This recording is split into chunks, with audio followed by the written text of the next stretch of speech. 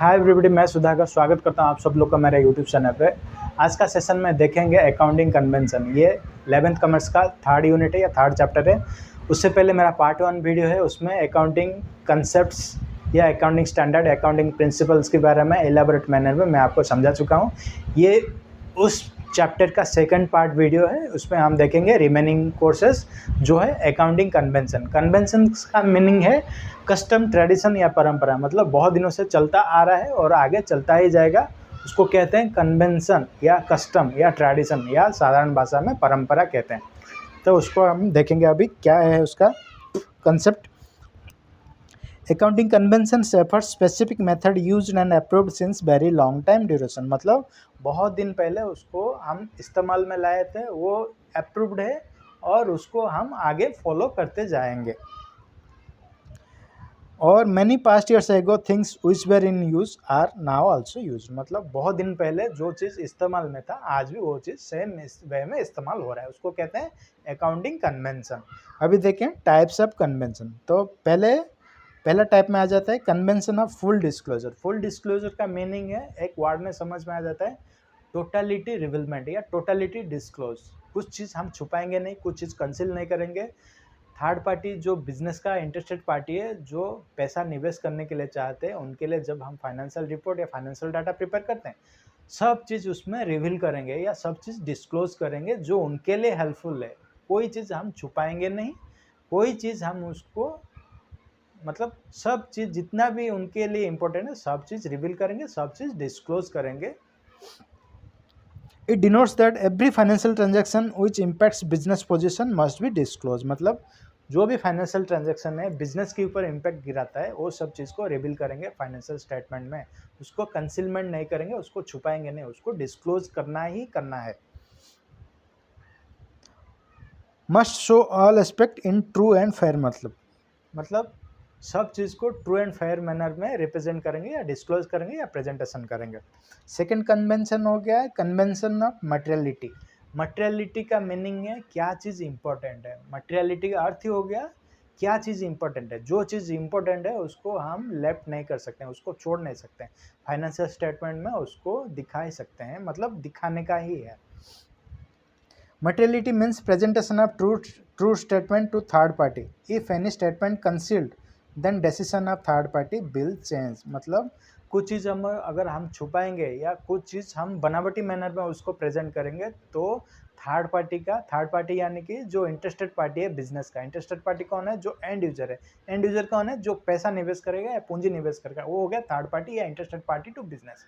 मतलब हम ऐसा कुछ चीज़ अगर बनावटी वे में प्रेजेंट करेंगे या कुछ चीज़ छुपाएंगे, तो उनका डिसीजन लेने के लिए हैम्पर हो सकता है या डिसीजन लेने का तरीका भी बदल जा सकता है। फॉर एग्जांपल मैं आपको एक समझा देता हूँ। मैं एक गाड़ी बेचता हूँ।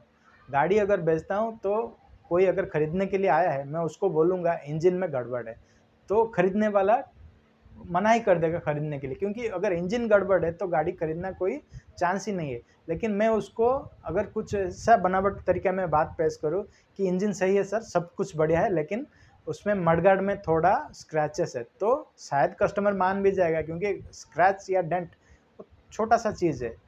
लेकिन इंजन अगर ख़राब है बोलेंगे तो उसका डिसीजन चेंज हो जाएगा। लेकिन मैं उसको बोलूँगा अगर मडगार्ड में थोड़ा स्क्रैच है, तो वो बोलेगा कि कोई बात नहीं, मैं मैनेज कर लूँगा, गाड़ी खरीद लूँगा, और गाड़ी खरीद भी लेगा।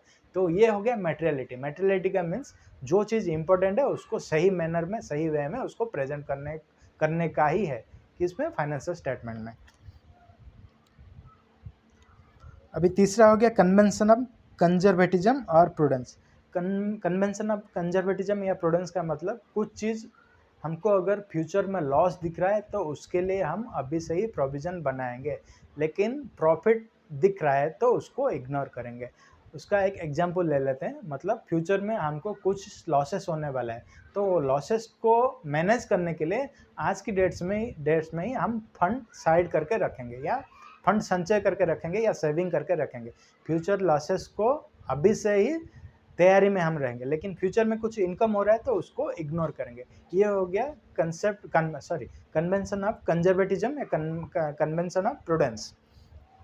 According to this convention, If any loss is anticipated in future, then the amount's provision is made in current accounting year.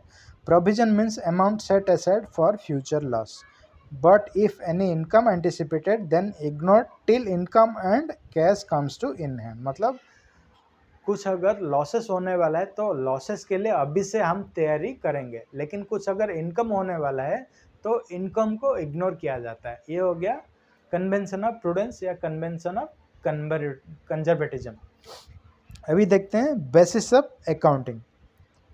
Basis of accounting में ये आता है दो टाइप का, पहला हो गया कैश बेसिस, दूसरा हो गया एक्रूअल बेसिस। कैश बेसिस में कहते हैं it records and deals with only cash transaction, no credit transaction are entertain. Cash basis of accounting में only cash transactions are recorded, credit transaction are left. Accrual basis में it deals with cash and credit transaction. It means whatever business transaction takes place in current accounting period, irrespective of cash received or not received, recorded in the books of account. Accrual basis में होता है कि जो भी transaction होता है उसको settlement करने के लिए हम वेट नहीं करेंगे, वो ट्रांजैक्शन हो गया है मतलब बुक्स ऑफ अकाउंट में उसको एंट्री में ले लेंगे। ये हो गया थर्ड यूनिट का लास्ट पार्ट था। ये बहुत छोटा सा वीडियो है, फिर भी आपको समझने में बहुत आसानी रहेगा। अगर ये वीडियो आपको मेरा अच्छा लगा तो लाइक कीजिए, शेयर कीजिए, सब्सक्राइब कीजिए। नेक्स्ट मिलते हैं नेक्स्ट चैप्टर में। नमस्ते।